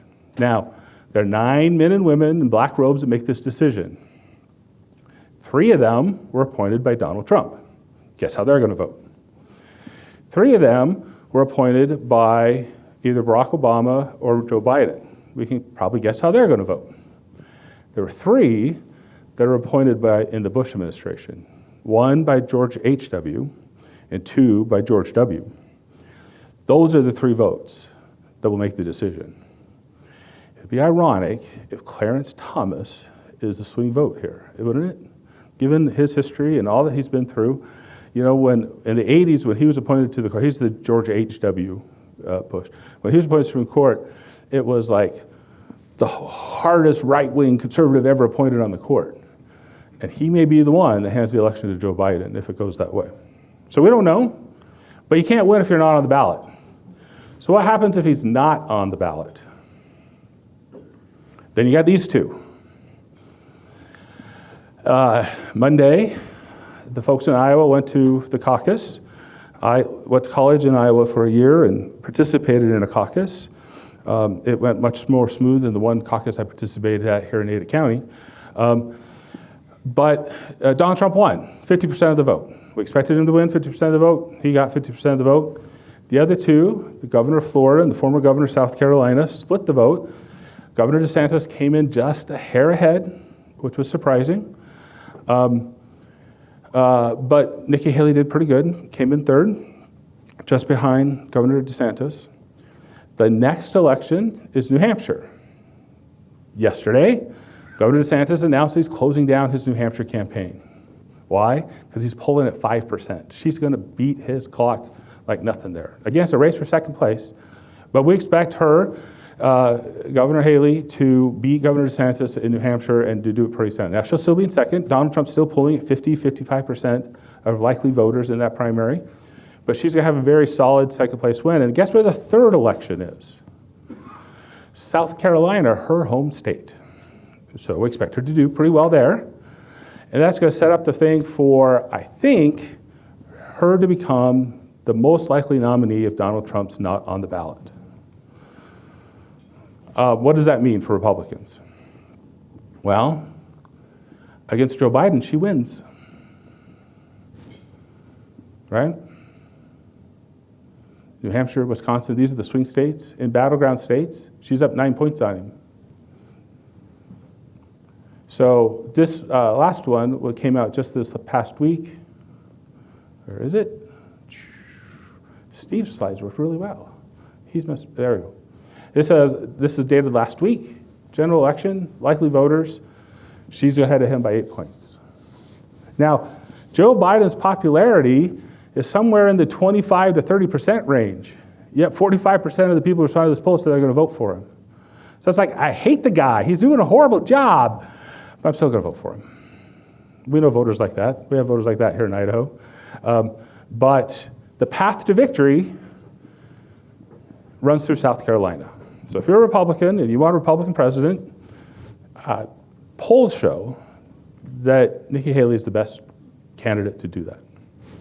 Whether she can or not is a tough one. She's going on lots of issues. She's a solid middle of the road, what we used to call a traditional Republican, pro-business. You know, she's first-generation immigrant. She's pro-fixing stuff. She's pro-life, pro-gun, all the things you want in a good Republican candidate, but she's not Donald Trump. All right. So that's the presidential race. That's, of course, only 1/3 of the government. We already talked about the court. That's the other third. The last one is the Congress. We all know this, what happens in the House of Representatives, right? We've had 3 speakers in the last 6 months or whatever it is. It's a very thin margin, right? Here's the deal. Every one of these people are up for election in November.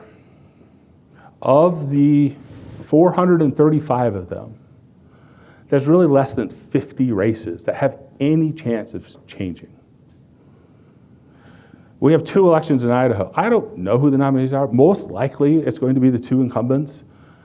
But you could put Donald Duck on the ballot. If he had an R after his name, he's going to win the first CD in Idaho. Right? We proved that, right? We elected Bill Sally, for crying out loud. He was my representative before he went to Congress. If he can get elected because he has an R after his name, anybody can. So across the entire country, there are only 50 races, if that are in any way up in play. So this is probably going to stay pretty much the same. Now it's different in the Senate. In the Senate, the Democrats have a very thin margin. 49-51. Do you know that our vice president has cast more votes than any vice president in the history of the Union? She's had to break more ties than anyone. She beat Thomas Jefferson's record. It's insane. And people will ask me all the time, well, where is she coming? We never see her. Well, because she's in the Senate. She's voting. She's voted more than any vice president ever has because it's this thin. Now, it's different in the Senate than it is in the House. Like I said, in the House, those are all safe seats. They're not changing sides. But in the Senate, the Democrats have a really hard battle. They have 20 seats up compared to the Republicans only having 11. Of those 20, there's a good 8 of them in play. 4 of them are in states that Donald Trump won last 4 years ago. So it's a Democrat in a Republican state trying to get reelected. Now that happens. You also have Maine, where she's an independent. She ran as a Republican last time and then switched. That's interesting. Maine's a very unique place. It's like, they grow potatoes, they have lots of moose, so it's kind of like Idaho, but it's not quite. It's a little more independent, a little more different, but that's a really tough state. But there are a whole lot of toss-ups. Arizona, Montana, Ohio. Ohio is very interesting. The path to the White House goes through Ohio. And so we see, Sean's going to talk about this, we see the national labor unions focusing on Ohio heavily, and it's spilling over into Boise and into Idaho politics as well. But the Democrats have to do really, really, really well if they're going to maintain control of the Senate. I don't think they're going to. I think with their base not wanting to vote, the people unhappy with their flag bearer, the president, I don't think the Democrats win these seats. I think the people who want to vote for Donald Trump are going to vote whether there's snow or hail or wildfire, they're going to go to the polls. And so I think Republicans are going to do very well. And I think that what we're going to see is the president gets reelected, but they loses control of the Senate. And so what happens? Gridlock. Yay! No. Right? This is how government works. We want people to make change until they make change, and then we don't want them to make change. We want gridlock. We want stability. We want things to stay the same. And so that's what we're most likely going to get. Now, that could change. Like I said, if Donald Trump's not on the ballot, that changes the presidential picture. Donald Trump could stay on the ballot and win. I don't see that happening, but he could. But I really think that we're looking at the Democrats losing the Senate, which will change a lot of things. It will mean, it changes a lot of things. So that's the national outlook.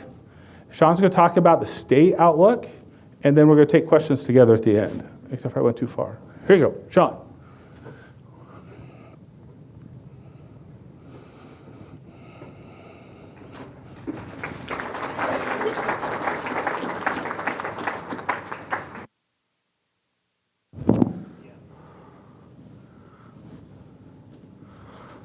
Perfect. Thanks, Wayne. Some super interesting information there. I really think what happens with Nikki Haley is going to be crucial, and I know a lot of eyes are on her. Really appreciate Harris CPAs and Josh having us here today to talk a little bit about not just the national view, but also a legislative update and just generally talk a little bit about the political dynamic we're seeing on the ground right over there at the State House. My name's Sean Schupack. I've been working in Idaho politics since 2014. This will be my 6th year with the AGC and my 8th legislative session in Idaho.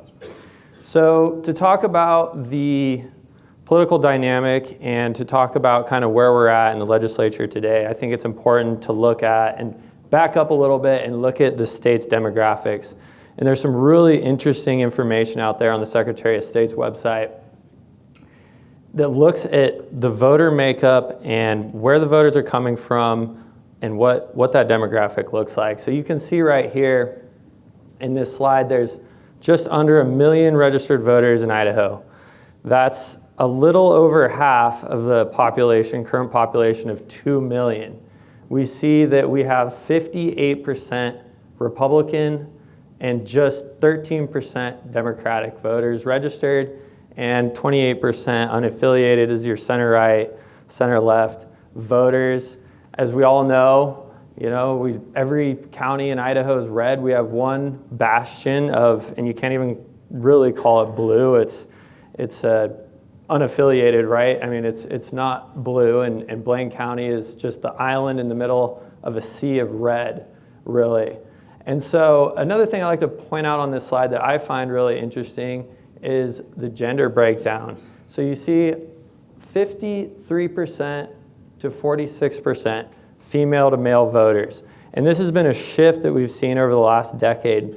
More women are voting, and it's pretty neat. And so the trend, according to the Secretary of State, continues to move that way. We're seeing more female voters register and actually less male voters. So when you take a look at the voters that are moving here from out of state, we've seen 120,000, right under 120,000 voters that have previous registered addresses in other states, right? And we all know California, Oregon, Washington. Those 3 states are at the top of the list. More registered voters have come from those 3 states than any other states. At the top of that list, as we all know, is California, with almost 40,000 voters moving from California out of that 118,000. It's kind of interesting if you look on here and you see those circles, that's where they're moving from. Obviously, the valley here is a popular place to live and for folks from out of state to move to. What I find fascinating is if you look up north and you look at how many people are moving up north to the Coeur d'Alene, Sandpoint areas, and then obviously a smattering throughout the rest of the state as well. But what's really interesting here is if you look at that slide and you say, okay, 65% of the people that are moving here are registered Republicans. And you go back and you look at those numbers, right? So not only are the people moving here Republican as a group, they're actually more conservative than the folks that are already in Idaho, the demographic that we've seen before this great migration. So good news if you're a Republican, maybe not so much if you're a Democrat.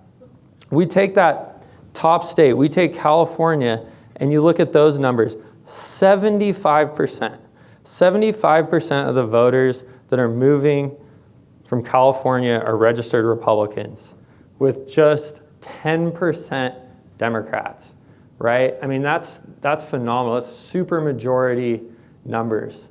And so there's a lot of talk. I mean, I hear it down at the legislature, right? Well, all these liberals moving from California, Oregon, Washington, they're gonna turn Idaho blue, and we've got to keep Idaho. It's actually not the case. It's quite the opposite. So what does that mean? What does that mean for the legislature? What does that mean for public policy in Idaho? Well, it has significant impacts. This is a pretty interesting graphic. Mike Simpson was in our office a few months ago. We were having lunch, and he was talking about the Freedom Caucus and the far extreme right in D.C. And he told us a name that they call him in D.C., and I love it, and I'm taking it and I'm using it. They call the far right in D.C. the exotics. So you'll see on this graphic here, we've got the Democrats, obviously blue is a minority. Your regular middle of the road conservatives, or maybe not even middle of the road, but somewhat normal Republicans. And then you have your far right, your exotics, as we like to call them. And you've seen this progress more and more. 2 years ago, well, a year and a half ago, we had a 40% turnover in the legislature, the largest in several decades, right? And so what we saw was those business conservatives that we've seen in Idaho, their margin shrunk even a little bit more. And so you look at the Senate and you look at the House. The Senate used to be what we all thought of as the deliberative body, a little more slow in their process, a little bit more, I don't want to say reasonable, but some might say that, right? And oftentimes we knew that the bills maybe were a little out there in the House. Well, we weren't worried because they were going to get stopped in the Senate. Maybe they weren't even going to get a hearing. The chairman wasn't even going to hear them. What we saw in this last election was a flip. And so now the Senate has actually moved farther to the right, and the House has moved a little bit more to the center, which is pretty interesting. Another thing that's really interesting about this is it changes the dynamic, right? So you've got these exotics, we're calling them, in the legislature now. And it only takes 5 5 Democrats in the Senate to align with the far right to overturn the majority conservatives, right? The Republicans. And it's what we're seeing more and more. We're seeing this intra-party fighting. We're seeing, because of the supermajority in Idaho, we're seeing more and more of a division within the party. In the House, it takes a little bit more as a percentage, but I think it's 3 points. I think there's 3% more, or excuse me, a difference of 3 points in the Senate and the House when you look at the difference of far-right conservatives to, let's just call them other Republicans. Well,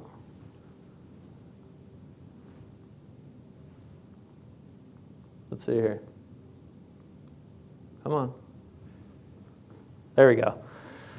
All right, so what does that mean right now? What does that mean for 2024 legislative session?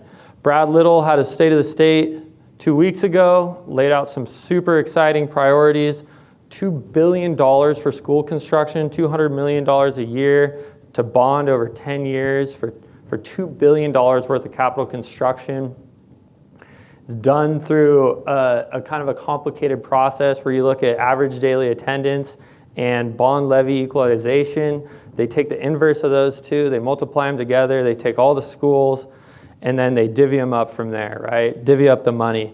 But it could make a huge impact and could have real results when we talk about building facilities and taking care of some of these rural districts that, their schools are just about falling apart.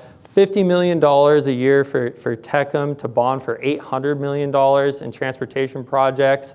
This is a ways out on the horizon, but it's very exciting. We're talking projects like the Twin Falls Bridge. That's what the governor envisions for this money. Big capital projects for infrastructure across the state. Techum stands for Transportation, Expansion, Congestion, and Mitigation. A little bit of a tongue twister. $75 million to fully fund launch. This is the student grant scholarship program, gives kids $8,000 a year to go and get training in in-demand careers. It was barely passed last year, and we'll see this year, but we're excited. There was, I believe, enough money for 9,000 applicants to get grants, to get scholarships. They had 13,000 applicants actually apply. So very, very successful. Lots of other priorities. Money for scholarships for firefighters, money to fight quagga mussels. There's a lot of stuff in this budget. All of that, and he's calling it the Idaho Works budget, and it's the most conservative budget since the Great Recession with just 2.2% general fund growth. That's pretty exciting, right? Anthony, what do you think? Yeah? Some might not be as impressed. I'm not naming any names here. The legislature has some other priorities that are conflicting with the governor's budget. They see the governor's budget as maybe a little rich, coming back to what Steve was talking about, as the economy is in transition. They're not sure where we're going to be at in a year. They don't want to spend that much money, especially House leadership. They're looking at an income tax cut as a priority, and a school choice tax credit, some type of voucher. And when we talk about that school infrastructure money, that $2 billion we're so excited about, the legislature, many in the legislature, and especially House leadership, would like that to be pushed through a mechanism that's already in place, which is House Bill 292. House Bill 292 was property tax relief that was passed last year. The problem with it is the money first has to go to pay off bonds, then the money has to go to maintenance plans, school maintenance, and then only after that can it be used for capital construction. So you take that money, you divvy it through the whole state, and then you put it through that formula. If that's where we end up, there's not going to actually be a lot of money left for capital construction. Another wrench that's been thrown into the session this year is the changes in JFAC. That's the Joint Finances Finances Appropriations Committees, where all the money is spent. Wayne spent a lot of time in here when he was budget director for the state. Contrary to the way that business has been done for many, many years, the legislature is taking up the maintenance budgets, and actually they just took them up on Monday, I believe, and they all passed. The maintenance budgets are the core budgets, right? So think about keeping the lights on, take the ITD, public safety, ISP, public safety budget. That's paying for the troopers' salaries, that's gassing up the rigs, stuff like that. And so what they're doing is they're passing those core maintenance budgets, and they've already been passed. I think all but health and welfare maybe had some issues. And then all of the line items, so ISP wants a new helicopter, for instance. They want some new squad cars, things like that. Those are all line items on top of the maintenance budget. New priorities. Every one of those priorities has to be voted on individually under the new rules.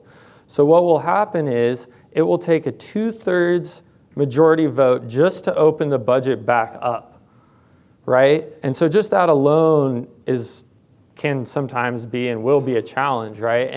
And then once that budget's opened back up, then each of those line item priorities is going to be voted on individually and not in more of an omnibus fashion, which we've seen in the past. What this means is, for us, we're going to be lobbying and having to fight for every single one of those priorities individually. It makes it a lot more difficult. Their goal is to slow things down and try and control spending. And it's an effective way to do so because there's going to be a lot of folks in priorities that aren't able to get across the finish line, we think, just based on the time it's going to take. Oh.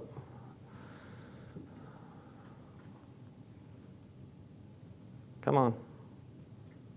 Wayne had a prediction slide up there, so I figured I better too. Compromise on school facilities. I think we'll see something there as an organization. We're going to be really involved in that process as well. Like I said before, we don't believe that pushing it through 292 is the best way to do business. We think that there's a lot better ways to do it, whether it's the governor's formula, I don't know. It's pretty complex, but negotiations are going on right now between House leadership and the governor's office to try and flush something out there. I do believe we'll see an income tax cut. Again, Moyle has said that the Speaker of the House has said that he wants to see income tax below 5% before he leaves.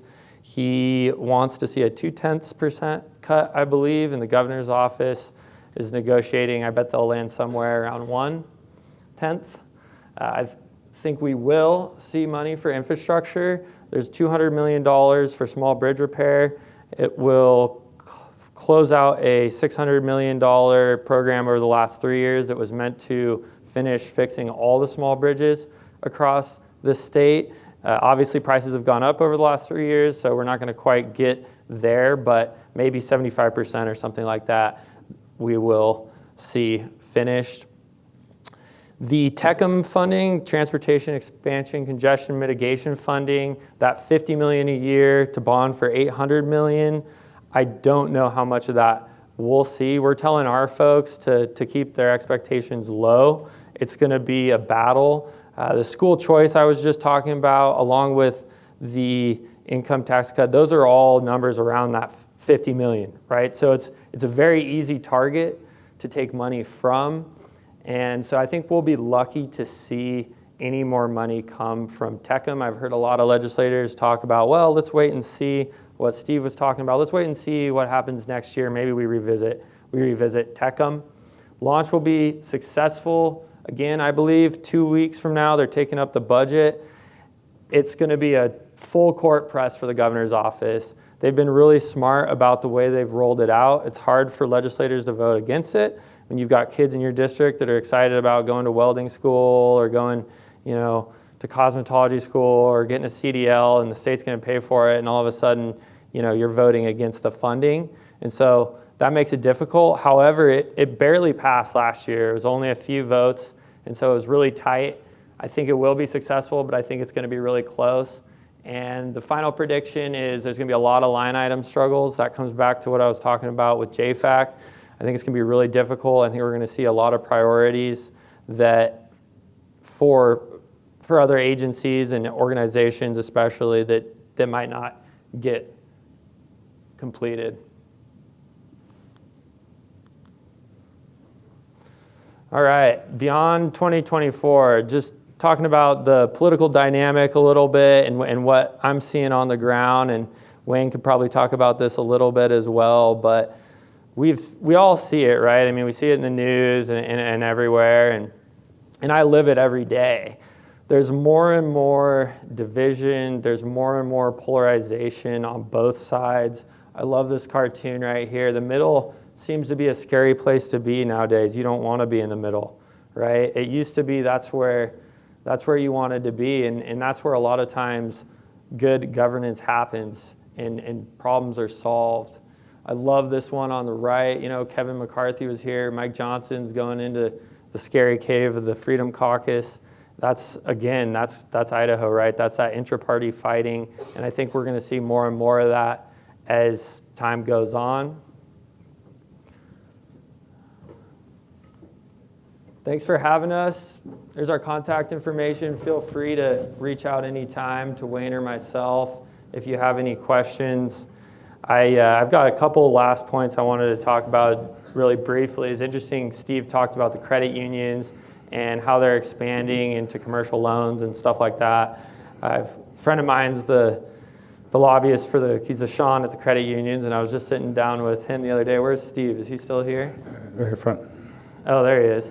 And they're passing a bill, or they're going to attempt to pass a bill this year that actually expands their statutory authority to give out more loans to, different types of businesses and stuff like that. So I found that really interesting as part of your presentation.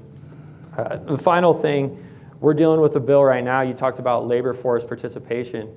There's a bill down at the legislature right now that would cut the unemployment eligibility weeks down to 14. First he wanted 12, now he's up to 14.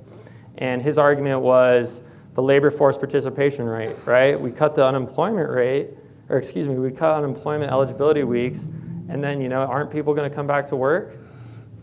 Yeah, exactly. Yeah, pretty Doesn't work funny, that right? way. That's not how it works. And so we've been negotiating with him, and we actually killed the bill last year, and we're going to be negotiating with him hopefully to come up with something more reasonable. There's 22 weeks available in Idaho right now. Obviously, 26.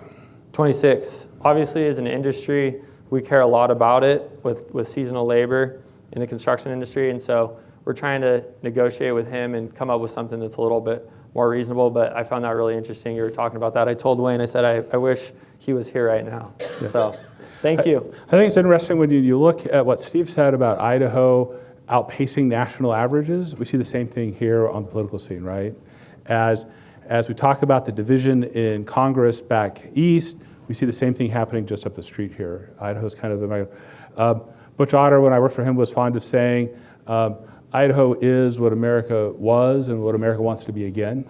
And I think we're seeing that. I think we're seeing the same things that are playing out on the national level, playing out here at the local level. So we got like 2 minutes left. Tara's got a question from online. Just one quick question.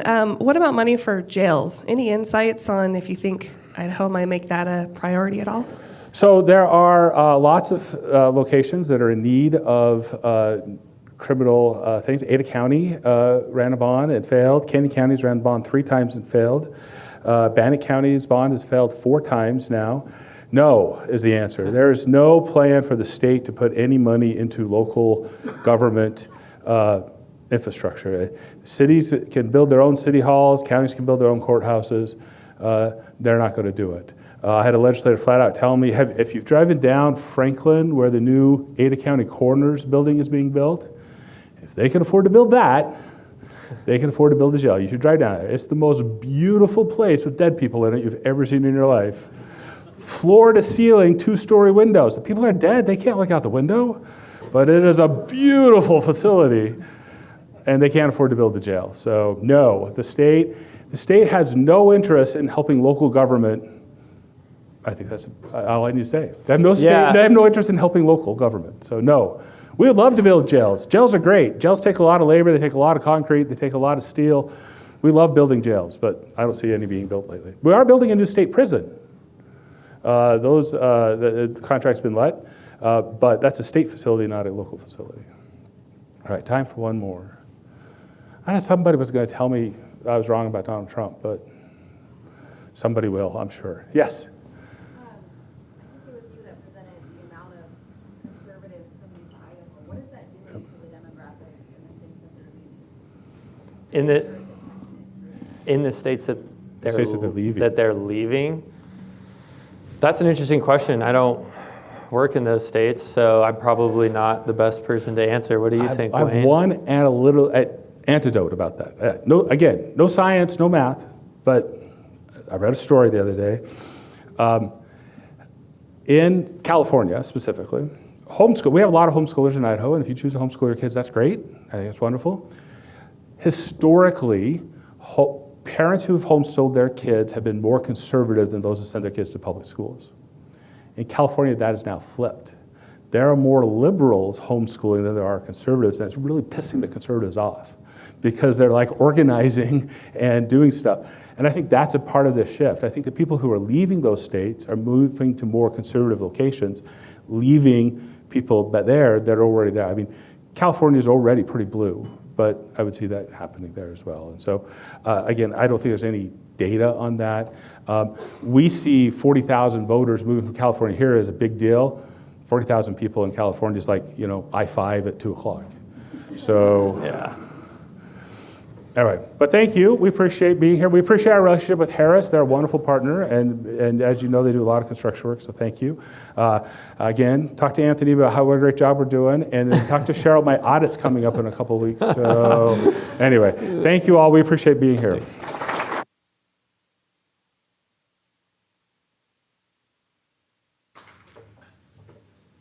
I'll be really quick. I just wanted to thank everyone for showing up, but before we leave, I'd like to especially thank Tara Davis. She is our marketing coordinator over there in the corner. Wave, everyone.